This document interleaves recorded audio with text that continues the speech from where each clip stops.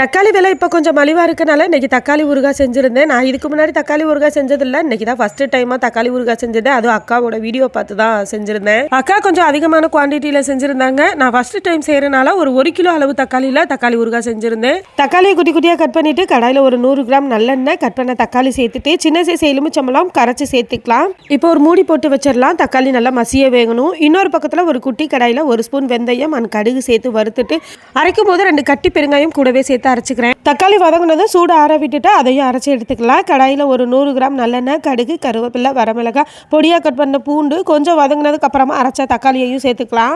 இந்த டைமில் அரைச்ச வெந்தய பொடி, 1 ஸ்பூன் மிளகாய் தூள் சேர்த்துட்டு கொஞ்சமாக உப்பு சேர்த்து அடுப்பை லோ ஃப்ளேமில் வச்சிடலாம். தக்காளி தண்ணி கொஞ்சம் கொஞ்சமாக ஊற்றி ஊறுகாய் பதத்துக்கு வர ஆரம்பிக்கும். இந்த மாதிரி கடாயில் ஒட்டாமல் வந்துச்சுன்னா அதுதான் ஊறுகாவோட பதம். அடுப்பை ஆஃப் பண்ணிவிட்டு சூடு ஆறுனதும் ஒரு ஏர் டைட்டான பாக்ஸில் போட்டு ஸ்டோர் பண்ணி வச்சுக்கலாம். தக்காளி ஊறுகாய் இவ்வளோ டேஸ்ட்டாக இருக்கும்னு நான் எதிர்பார்க்கவே இல்லை. ரொம்ப சூப்பராக இருந்துச்சு. இட்லி தோசைக்குமே சூப்பராக இருக்கும்.